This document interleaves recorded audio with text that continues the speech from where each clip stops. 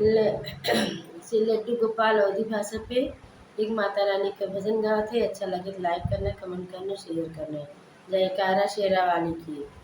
ललकी चुनरिया से आवई मोरी मयरिया हो की ठाड़ी लीना मैया हमारी दुअरिया हो की ठाड़ी भैलीना।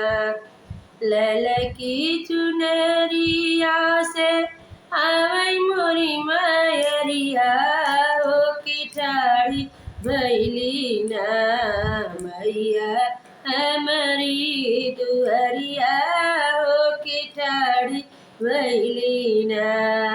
भीतर ही बाटियों की बहरे मलिनिया हो की बूंद एक हमका पानिया पियावो मालिनी बूंद एक हमका पानिया पियावो मालिनी बूंद एक ललकी चुनरिया ओढ़े आवई मोरी मयरिया हो की ठाड़ी भैलीना माई हमारी दुअरिया हो की ठाड़ी भैलीना।